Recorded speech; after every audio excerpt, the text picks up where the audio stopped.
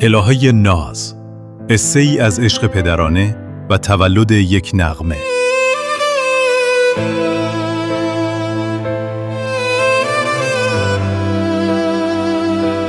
تهران، بهار 1333. خانه‌ای در دل کوچه های باغ فردوس. پرده ها کنار رفتند تا نور تازه فروردین روی سازها و نوت‌های پراکنده بنشیند.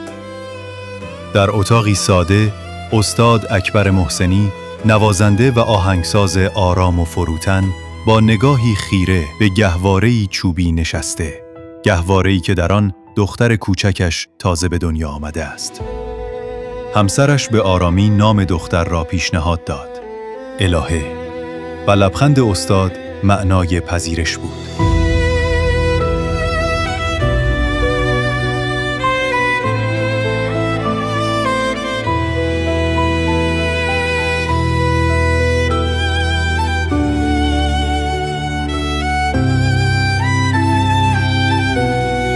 او سالها در دل موسیقی سنتی ایران زیسته، ملودی‌ها نوشته و ساز زده، اما این بار حس تازه‌ای دارد، نه عاشقانه‌ای از دلدادگی، نه مرثیه‌ای از جدایی، بلکه احساسی تازه، لطیف و بی‌نام، عشقی بی‌نظیر، عشق پدر به دختر.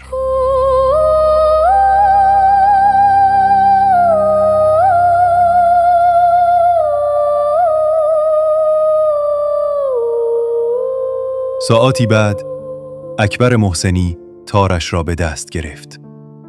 دستانش بی اختیار ملودی ساختند که نه در اندوه بود و نه در شادمانی، بلکه در میانه آن دو، در حالت عجیبی از شوق و سکوت. او تا نیمه شب نواخت. لحنی ساخت که گویی در هر نوت آن یک نوازش پدرانه پنهان شده بود. صبح که شد، خود را در آینه دید. با خنده‌ای آرام گفت: این آهنگ برای توست، الهه ناز من.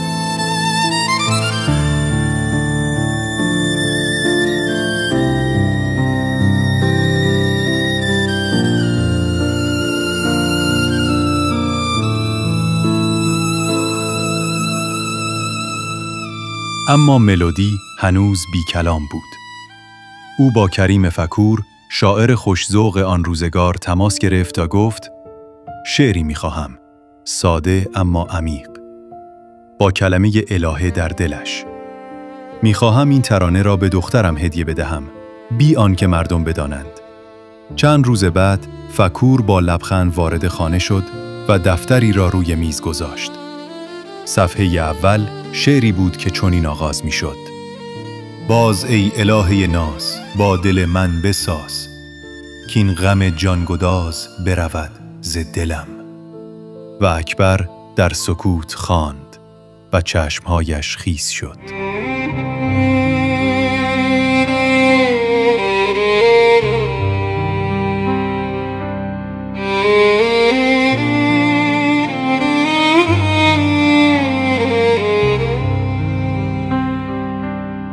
برای اجرای این ترانه تنها یک صدا در ذهنش بود: غلام حسین بنان. بنان ترانه را شنید و گفت: این یکی فرق دارد، انگار مال دل است، نه برای دل بردن.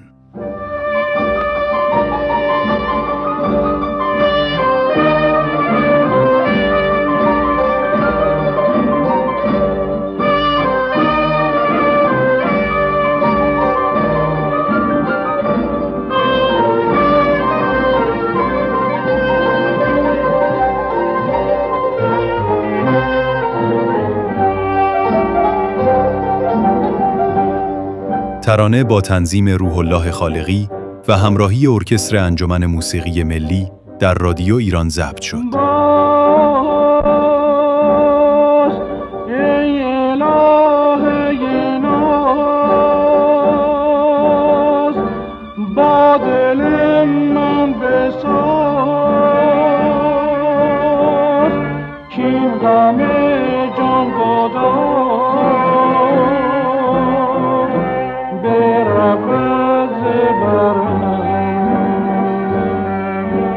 Yeah. دل من نیاسود از گناه تو بود، بیا تازه سر گناهت گذرم. صدای بنان با لحنی آرام و بی تکلف بر جان مردم نشست. تهران در سکوت شنید و همه مجذوب شدند. کسی نمی‌دانست این ترانه از دل یک عشق پدرانه زاده شده، نه از دلدادگی و هجران. میکنم دست یاری به سویت دراز، بیا تا غم خود را با راز و نیاز ز خاطر ببرم. گر نکند تیر خشم دلم را هدف، به خدا همچو مرغ پرشور و شغف به سویت بپرم. سالها گذشت. الهه ناز ترانه دلها شد، بازخوانی شد، زمزمه شد، خاطره شد. اما تنها کسانی که نزدیک بودند می‌دانستند که این ترانه در حقیقت یک لالایی عاشقانه بود برای نوزادی که پدر نامش را با موسیقی جاودانه کرد. آنکه او به غمت دل بندد چو من کیست، ناز تو بیش از این دهر چیست، تو الهه نازی در بزمم بنشین، من تو را وفادارم بیا که جزی نباشد هنرم. این همه بی وفایی ندارد ثمر، به خدا اگر از من نگیری خبر نیابی اثرم.